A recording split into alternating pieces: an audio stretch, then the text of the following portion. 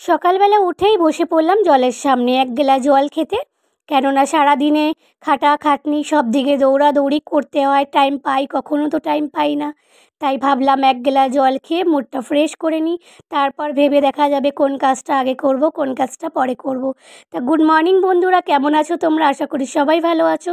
নতুন সকালের সাথে সবাইকে আবার অনেক অনেক শুভেচ্ছা। আমার নতুন একটা ব্লগ ভিডিওর সাথে তোমাদের আবার অনেক অনেক স্বাগত।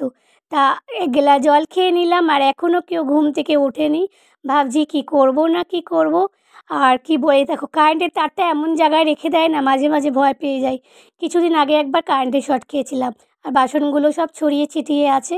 চলো কাজ শুরু করা যাক, তারপর সবাইকে ডাকা যাবে। আগে নিয়ে যাব, কেন বলো তো, কালকে জামা কাপড়গুলো কেচে রেখেছি, অর্ধেকটা কাঁচা আছে, আর উপরে কিছু জামা কাপড় আছে যেগুলো কাঁচা নেই। তারপরে গেলাম বাসনটা বের করার জন্য, নালে তো উঠে চিল্লাতে লেগে যাবে। কী হলো, এখনও কখন উঠেছো, কটার সময় উঠেছো আগে জিজ্ঞাসা করবে, তারপরে বলবে এখনও কিছু হয়নি। তাই ভাবলাম যে না, বসে থেকে লাভ নেই, কিছু একটা কাজ করি। জামা কাপড়গুলো রয়েছে ওগুলোও ধুতে হবে, বাসনগুলো বের করে রাখলাম। তা দেখো আমি এটার মধ্যে কি রেখেছি দেখেছো? কেন রেখেছি জানো? বালতির মধ্যে রেখে জামা কাপড় দিয়ে চাপা দিয়ে রাখি ইঁদুরের ভয়তে। যতই সবজি আনা হোক না আমাদের ঘরে, অর্ধেক সবজি কিন্তু ইঁদুরে খেয়ে নেয়। এর জন্যে আমি জামা প্যান্টের মধ্যে লুকিয়ে দেখো টমেটো রেখে দিয়েছিলাম কালকে। তার আগের দিন যেন কী রেখেছিলাম, ভেন্ডি রেখে দিয়েছিলাম, আর আজকে টমাটো রেখে দিয়েছি। তো এই দেখো, এই জামাগুলো কিন্তু আমি কালকেই কেচে রেখেছি, আধা শুকনো আধা ভিজা আছে। তাই এগুলো আগে মেলে দেবো, তারপরে এই জামাগুলো কাচার জন্যে পরে পরে কাচবো, এখন কাচবো না। কেননা এখনও আমার অনেক কাজ আছে। বেলা বেশ তাড়াতাড়ি গড়িয়ে যায়, বেলার সাথে দৌড়ে আর কিন্তু পারা যায় না। এখন দেখো 11টা বাজে, আর আমার বরমশাই এই জাস্ট ঘুম থেকে উঠলো, আর আমি কিন্তু এখানে চা করতে চলে এসেছি। उसने नहीं आ रहा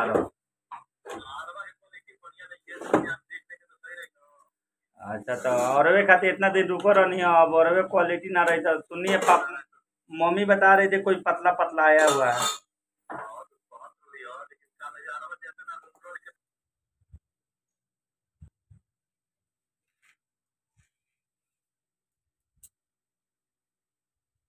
এগুলো কি বলো তো? এগুলোকে বলে ঘেওড়া, আমরা আর কলকাতায় বলি ধুন্দুলি। এখন ঘরে কেউ নেই, তা আমি রান্নার ব্যবস্থা করছি। ওদিকে ভাত হয়ে গেছে, ডাল বসিয়ে এসেছি। দেখো সত্যি কথা বলতে কি জানো, মেয়েদের কাজ শেষ হয় না। ঘরের মেয়েদের একটু কমই থাকে, কিন্তু ঘরের বউদের কাজ শেষ হয় না। আর ঘরের পুরুষ মানুষরা একদিন যদি একটু কাজ করে নেয়, সারাটা দিন একটু কষ্টের কাজ করে নেয়, সারা রাত ধরে বলবে। আর সেই সারা রাত ধরে বলবে কারণ হচ্ছে তাকে সেবা করো, তার হাত পা টিপে দাও।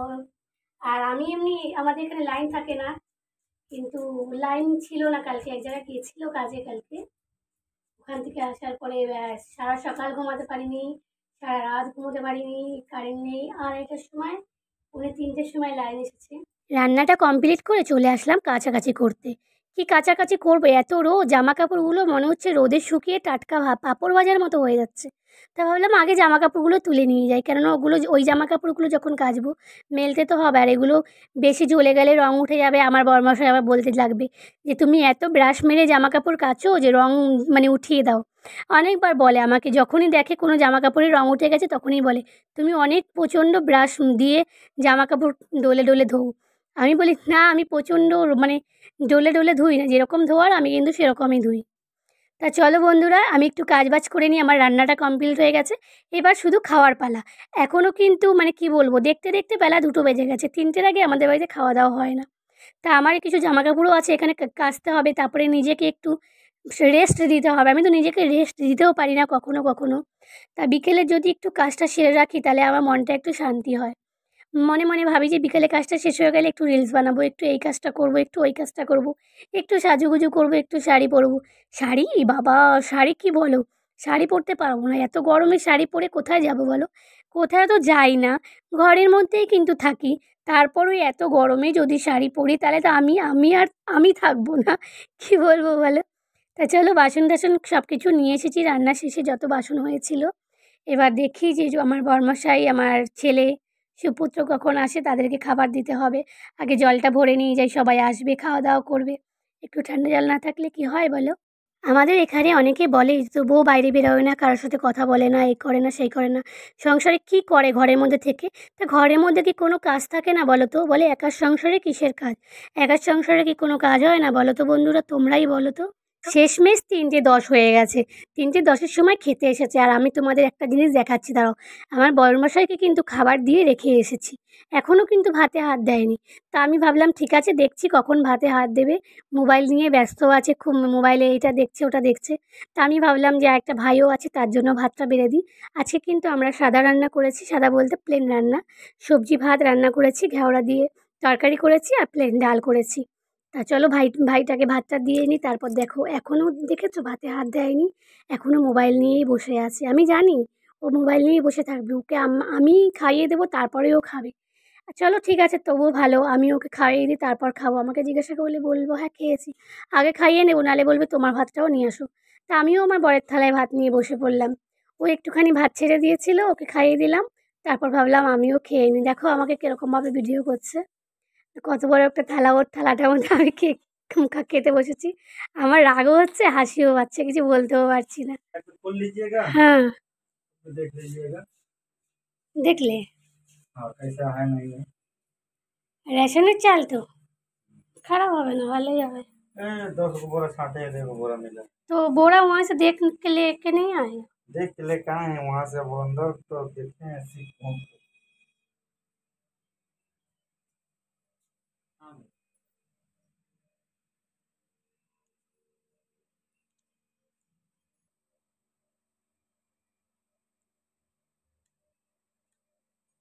আর কাটতে হবে না, আর কাটতে হবে না। এখন সারা ঘরের কাজ সেরেই বেরালাম। এই মাঝখানে এবার চাল নিয়ে আসলো, চালটাই এত ধুলো, আর উল্টো দিকে হাওয়া আজকে চলছিল, তা ঘর পুরো ধুলো ধুলো হয়ে গেছিল। আমাদের ওই পাশের যে রুমগুলো, ওগুলো সব ঝাড়ু লাগিয়ে এই বেরিয়ে এসে দুপুরে খাওয়া দাওয়ার বাসনগুলো ধুলাম, তারপর ছেলে স্নান করলো। এখন তো ছেলের পাপা বাকি আছে। এই সেই জামা কাপড় যে ভিজিয়ে রেখেছিলাম জল নেওয়ার সময়, এখন ধুতে টাইম পেলাম। একটু মেলে দিই যেটুকু জল ঝরবে, আর তারপর তো তুলেই রেখে দেবো বালতিতে, কেন সারা রাত তো আর মেলে রাখবো না। এখন স্নানটা করবো আমি, এখনো লাইন আছে, তবে এখানকার নিয়ম তো কখন লাইন চলে যাবে কোনো ঠিক নেই, এখানকার আবার কোনো গ্যারান্টি থাকে না। কালকে যেরকম সারা রাত লাইন ছিল না, সন্ধ্যাবেলা লাইন চলে গেছিল, সারা রাতেও লাইন দেয়নি।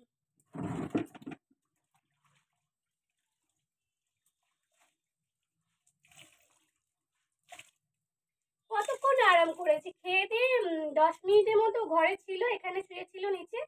তা আমিও ওর সাথে বসে একটুখানি মানে ফোনে কিছু কিছু দেখছিলাম। 10 থেকে 15 মিনিট আরাম করেছি, তারপর দিয়ে আবার কাজে লেগে গেছি। মানে কাজ ছাড়া সংসারে কিছু নেই। তাও আমার ছেলে বলে কি, তুমিও দেখো তো পাপার মতো দোকানে বসে কেমন লাগে। দোকানে বসে কি করতে হয়, কাস্টমার আসলে তাকে জিনিস দিতে হয়, তাই তো। আর ঘরে যে এত কাজ থাকে, কাঁচা ধোয়া মানে যত রকম জিনিস, ওদের জামা প্যান্টও ধুয়ে দিই, ওদের সব কিছু করে দিই, তারপরও আজকে এত মানে ছেলে তো ছোট, যাই হোক বুদ্ধি হয়নি, তবুও যে এত বড় একটা কথা বললো না, প্রচন্ড খারাপ লেগেছে।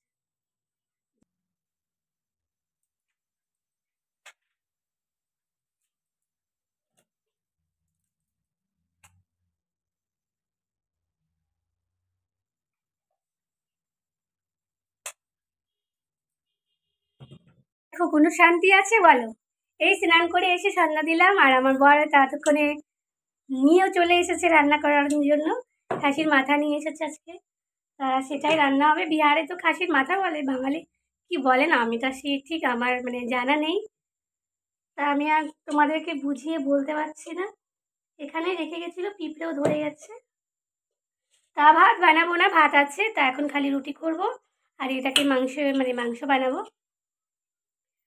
কোনো শান্তি নেই। স্নান করে এসে সন্ধ্যা দিয়েছি, সন্ধ্যা দিয়ে দেওয়ার পর নিজে একটু সিঁদুর টুদুর লাগিয়ে একটুখানি রেডি হয়ে নিলাম, মানে কি সারাদিন পরে একটু ফ্রেশ হয়ে নিলাম। আর মানে শান্তি নেই। এখন রান্না বান্না করবো 10টার মধ্যে, 9:30 10টার মধ্যে খাওয়া দাওয়া করবো, তারপরে আবার সেই লাইন চলে যাবে কি থাকবে কোনো গ্যারান্টি নেই। আজকেও কি রাত্রিবেলা ভালোভাবে শুতে পারবো কি না কালকের মতো, একবার এখানে একবার ওখানে। কালকে যেরকম দৌড়াদৌড়ি করেছিলাম, কখনো এখানে শুচ্ছিলাম, কখনো মটন জ্বালাচ্ছিলাম, কখনো ডিমের ট্রে জ্বালাচ্ছিলাম। বন্ধুরা, সারাদিন তোমাদের সাথে ছিলাম, আর আজকে ভিডিওটা আমি এখানেই শেষ করছি। সবাই সুস্থ থেকো, ভালো থেকো, আবার দেখা হবে অন্য একটা ভিডিওতে।